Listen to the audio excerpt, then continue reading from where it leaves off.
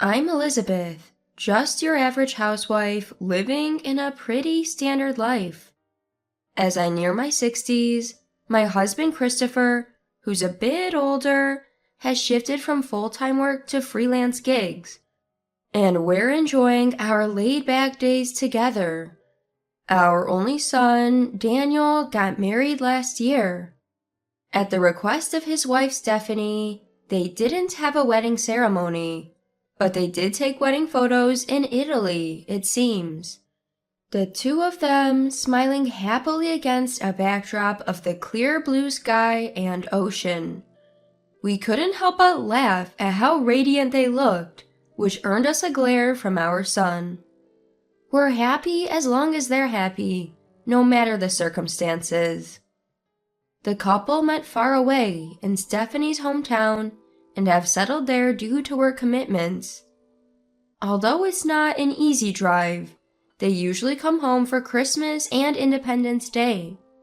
And so, Independence Day has arrived once again, with our son and his wife coming home.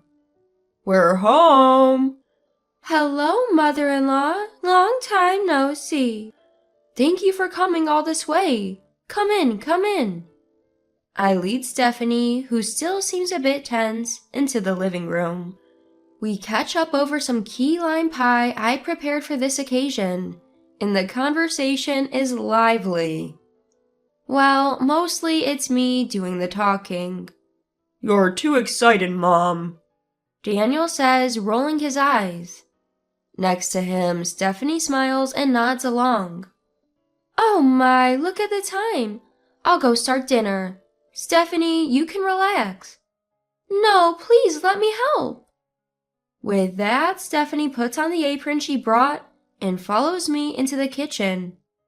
It felt odd to decline her offer, so I leave her in charge of making the soup. As we cook side by side, chatting away, I feel somewhat bashful. This is a first for me. It's so wonderful. I've always dreamed of standing in a kitchen with a daughter. Daniel was never interested in cooking. Oh, sorry, you're just being polite. Not at all. I'm thrilled to be cooking with you, mother-in-law. Stephanie, could you teach me how to make something Daniel likes? He told me, why not learn from Mom? She's a great cook. Despite my faux pas, Stephanie kindly covers for me. What a wonderful daughter-in-law my son has found. Daniel, you've never said anything like that at home, have you? As she sat with her husband in the living room, she made sure Daniel could hear. Daniel chuckled. Well, it's embarrassing, you know. Daniel, an easygoing guy, and Stephanie, a calm soul. I knew they built a lovely home together. I wanted to do everything I could to help them. It was just a given. That's a parent's role, right? But I realized not all parents are like that. Stephanie, you look pale. Your bed is made. Why don't you rest? No, please let me help. We were concerned about Stephanie's pale face from the moment we picked her up for Christmas. Don't push yourself. You look thinner than when we saw you last summer. Are you eating? Well, about that. Stephanie hesitated, but stubbornly moved toward the kitchen. Her husband chimed in. Elizabeth can handle it. You should rest. Okay, sorry. Finally, she reluctantly left the kitchen. Throughout the visit, we advised her to go home early because she was unwell, but still willing to help. Stephanie seemed like she wanted to say something, but Daniel nudged her and they left. Watching their car drive away, we sighed. She looks like she was struggling but still wanted to work. She could lean on us more. She probably hasn't had the chance to rely on anyone. Why Stephanie refused a wedding ceremony? It was her relationship with her biological mother. Apparently, Stephanie grew up without a father, raised by a mother. She more interested in gambling and smoking than in parenting. So, Stephanie's maternal grandmother took care of her, teaching her all the household chores. She passed away before Stephanie went to high school. Stephanie has been working part-time to afford her tuition at an alternative high school. She's a dedicated, hard-working woman. And until their marriage, her mother had been taking most of Stephanie's earnings. Daniel told us, clenching his jaw. So, Dad, Mom, if you see Stephanie struggling, please help her. I remember the night we first met Stephanie before their marriage, when Daniel earnestly asked this of us for the first time. It was moving to see our son, who had lived life at his own pace, had finally grown up enough to have someone to protect. And it was wonderful to know that he trusted us. 2 weeks after Christmas, I usually avoid calling Stephanie unless it's necessary. I'm a chatterbox, and Stephanie tends to overthink interactions with people. Keeping a bit of distance works best for both a daughter-in-law and a mother-in-law. When I first got married, we lived with my mother-in-law, and we didn't get along at all. My husband eventually decided we should live separately. Once we did, we saw less of each other's irritating habits and managed to maintain a cordial relationship. I don't think she's a bad person after all. So when Daniel said, "Help her out if she seems to be struggling," I was torn about how involved I should get. But I just couldn't shake the memory of her pale face on Christmas.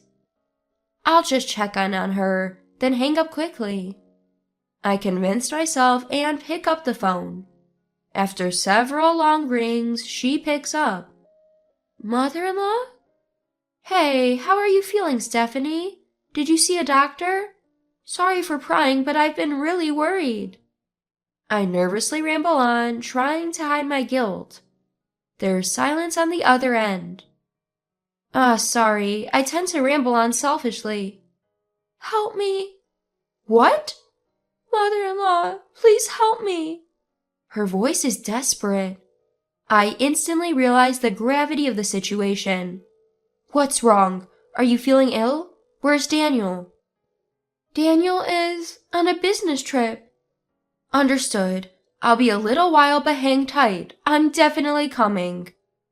I hang up without asking any more questions and check the time. It's just before noon.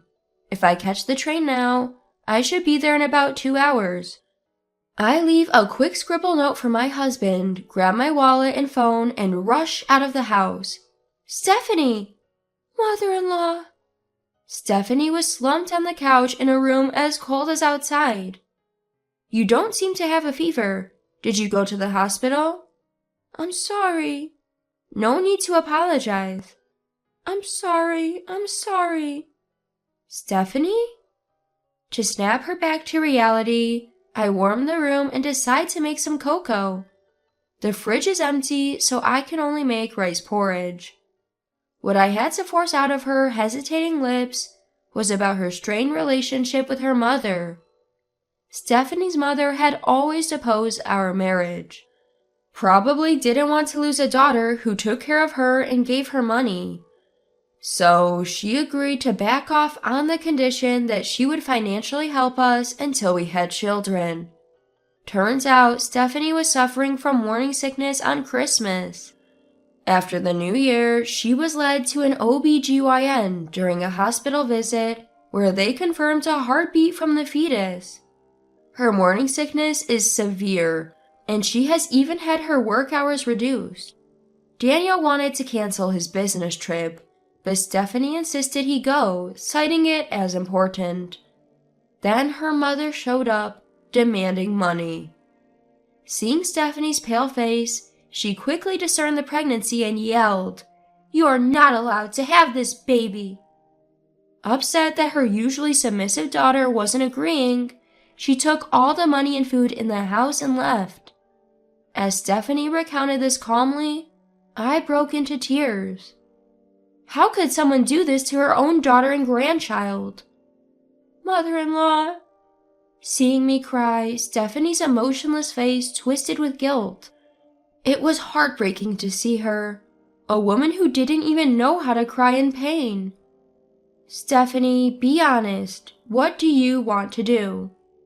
If it's all right, I want to have this child, even if it's a burden on you and the family. Burden? When your child's life is at stake? I gently touched her still flat belly. I'll protect you and your mom, I swear. That night, I told Daniel about today's events over the phone and made a suggestion. I sensed tears in his voice when he said, "Thanks, Mom." Christopher also immediately gave the go-ahead. I'm truly grateful for a husband who understands my resolute nature. In the bedroom, I watch Stephanie's face as she sleeps, cradling her stomach. Grandma will do her best, okay? Feeling a sense of resolve, I too went to bed to prepare for the challenges of tomorrow. The next day, as Stephanie and I were having lunch, the doorbell rang. I left Stephanie, who was frozen in front of the monitor, and answered the door. Stephanie, that money isn't enough. When your husband comes home, make sure to get more from him. I stood in the way of Stephanie's mother, who was trying to barge in while spewing vile words without even looking at me. Realizing something was off, she finally looked up. A stranger, an older woman, met her gaze, which was filled with surprise. Hello, I'm Daniel's mother. I apologize for the delayed introduction. Oh, hi. Caught off guard, she's stunned as I make the first move. It seems we're going to become grandparents. What? Well, aren't we all a bit too young for that? She looks at us with an ingratiating and sticky gaze. Stephanie never knew how to act spoiled, but it seems this woman had lived her life doing just that. Age doesn't matter when you're married. How old were you when you had Stephanie? 18? Well, you were much younger than Stephanie is now. She'll be just fine. I had her young and it was hard. I don't want my daughter to struggle. You've certainly had a hard time. But don't worry, Daniel's here and we're also here for Stephanie. What the hell? Frustrated that her feelings aren't understood, Stephanie's mother screams like a child. Stephanie, frightened by the outburst, also lets out a small scream from behind.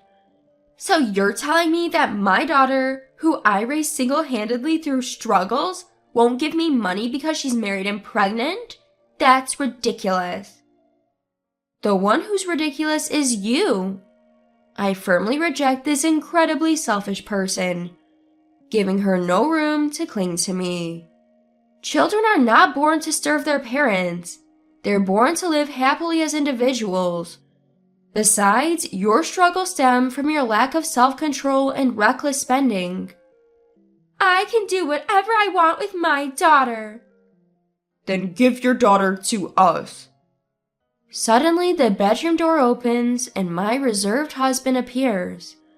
The unexpected arrival of a second person changes the color of Stephanie's mother's face, and the entrance of this somewhat intimidating older man has diminished her bravado a bit. Ignoring her changing expression, my husband takes out a thick envelope from his bag. I had set aside $50,000 for my son's wedding. I'll offer it for your daughter. $50,000? She was visibly thrilled by the sum, a sum she was not accustomed to. Well, I've spent more on raising my daughter actually. It was infuriating to watch her try to negotiate for more money rather than say her daughter couldn't be bought.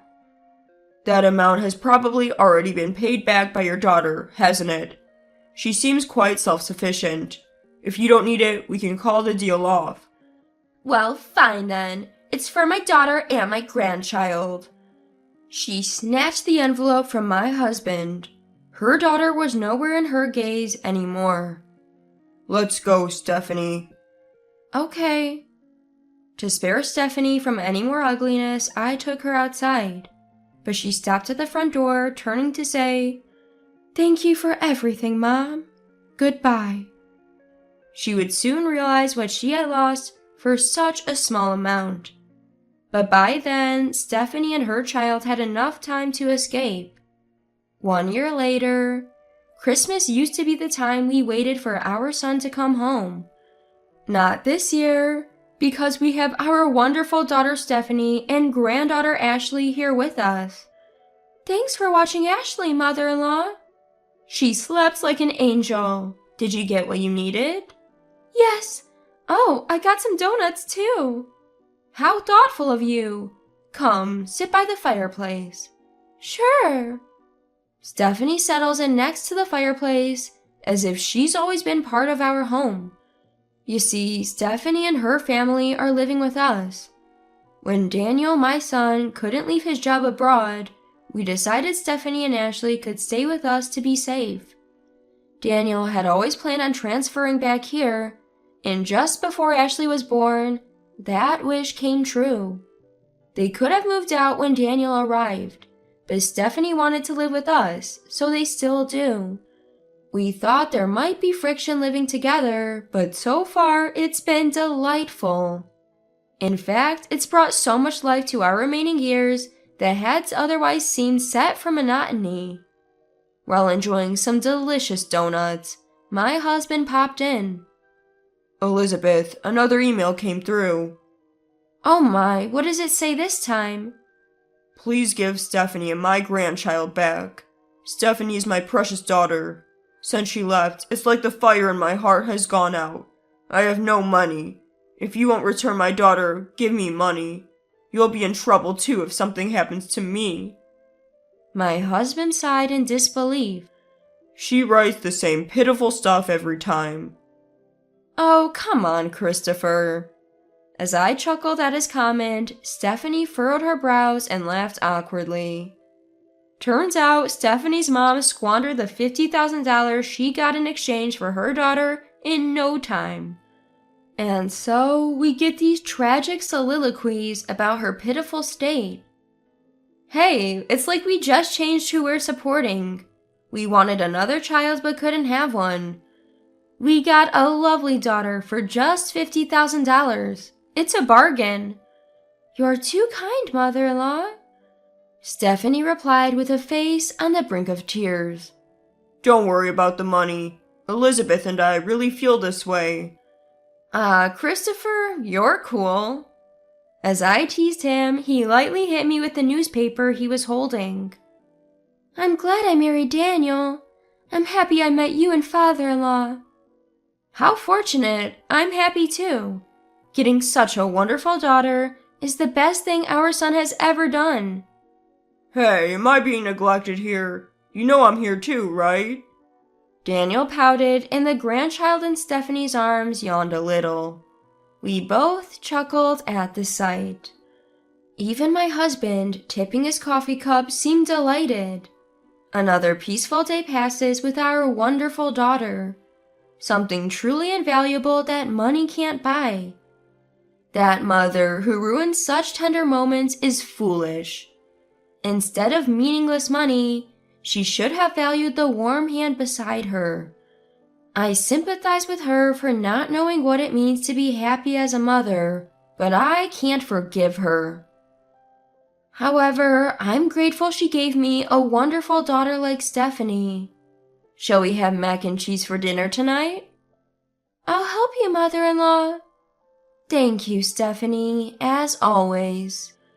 That's how it became completely normal for us to stand side by side in the kitchen, savoring our small happiness.